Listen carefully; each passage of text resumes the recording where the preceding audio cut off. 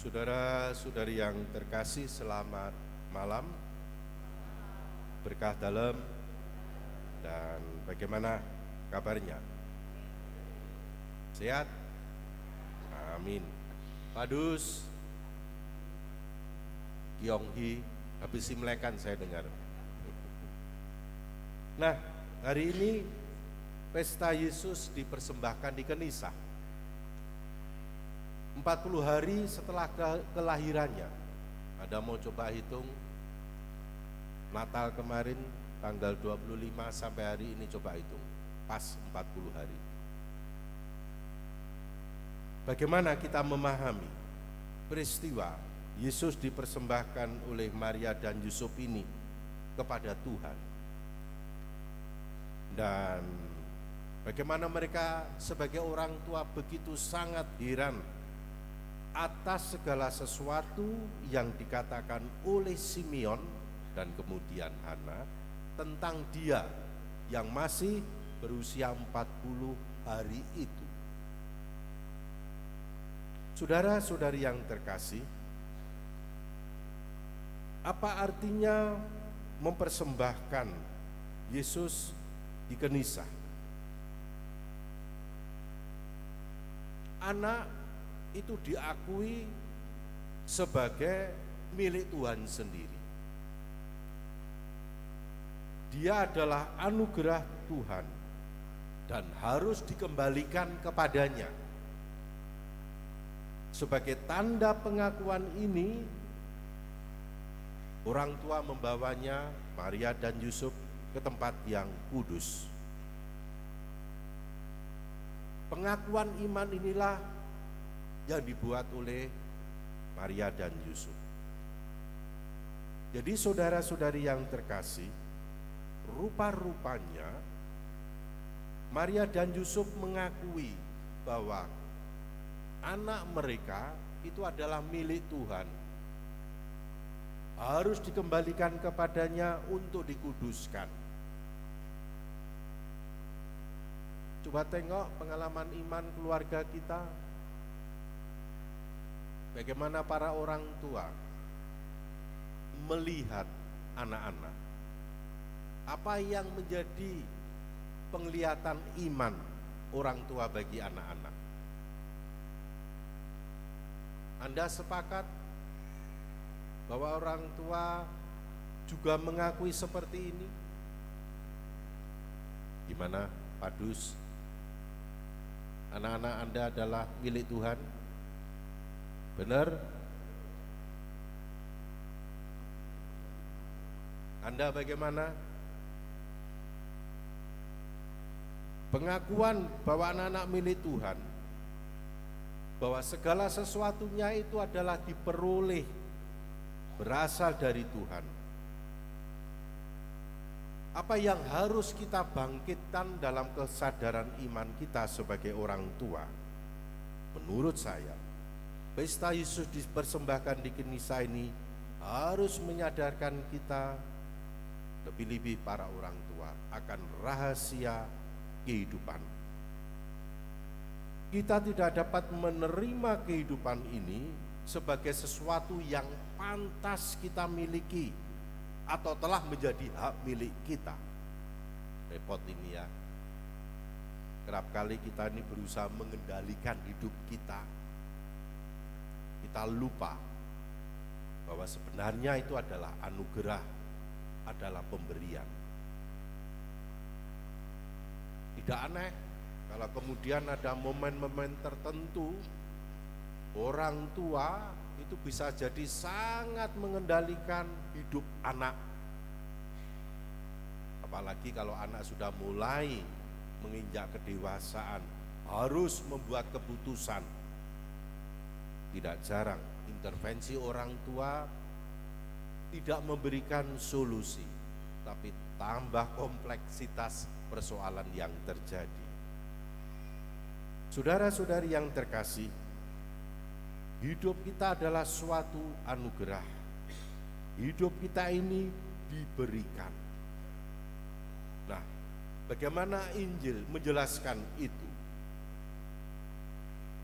Persembahan Yesus kepada Allahnya juga harus menyadarkan kita suatu anugerah kehidupan yang lebih besar, yaitu panggilan kita menjadi orang Katolik. Setiap orang Katolik yang terbaptis, dia dipanggil untuk memperoleh kehidupan. Kehidupan siapa itu? Kehidupan Tuhan kita. Orang yang dibaptis menjadi Katolik berarti dia menerima kehidupan Tuhan, anugerah dari Tuhan. Maka sejak awal kita dibaptis sampai kepada kematian, selalu seringkali kita bisa diingatkan, semakin menjadi seperti Yesus sendiri, baik dengan wafat dan kebangkitannya. Dan saya yang paling tersentuh adalah peristiwa kematian arwah orang beriman, selalu didoakan menjadi semakin serupa dengan Tuhan, baik dalam kematian juga dalam kebangkitan seperti Tuhan. Kita telah menjadi orang Katolik ini karena Yesus. Dialah anugerah yang paling besar yang diberikan Allah kepada kita. Dan lihat Simeon tadi, sudah dengan usia yang renta begitu ya, ketika dia menantikan pelepasan untuk Israel, menemui kanak-kanak Yesus. Waduh, senengnya koyok bapak ibu ketika punya cucu pertama. Gendong, kalor ngidul, ya toh. Di apa?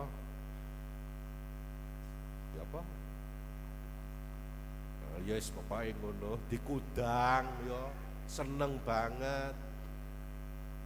Dia merasakan pelepasan itu, dan akhirnya dia siap kalau dipanggil Tuhan. Ini adalah anugerah yang selama itu dia nantikan, dan dia merasakan itu. Dia mendapatkan hidup baru karena kehadiran kanak-kanak Yesus masih usia 40 hari. Keselamatan yang adalah terang itu berasal dari arah. Yesuslah yang menyatakan kehendak Allah kepada segala bangsa. Apakah kita menyadari ketika kita merayakan Ekaristi ini, merayakan kehidupan Tuhan yang menjadi anugerah kita? Maka kemudian, kalau Allah telah memberikan anugerahnya sendiri bagi kita, maka hidup kita juga harus mulai dari sekarang. Dan saya mengatakan, pengalaman orang tua, sejak jadi orang tua, Anda memberikan hidup Anda kepada anak-anak. Apapun yang Anda lakukan sebenarnya untuk anak-anak. Benar?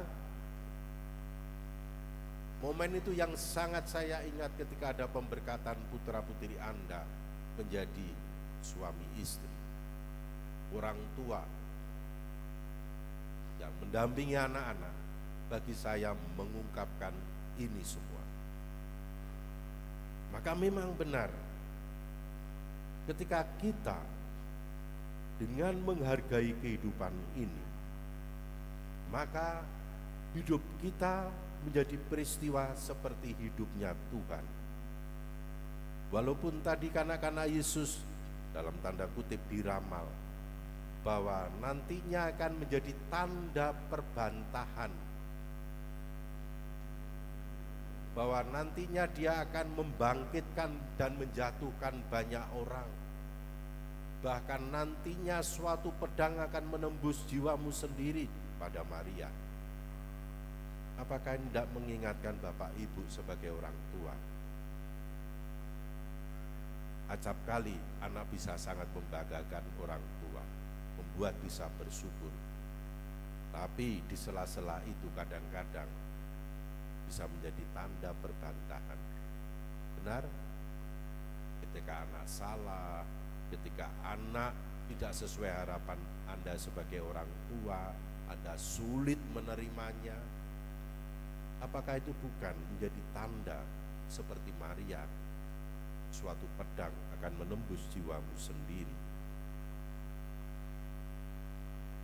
Dengan sendirinya saudara-saudari yang terkasih, kalau kita telah menerima anugerah kehidupan Tuhan, maka kita pun juga harus memberikan persembahan yang terbaik bagi Allah.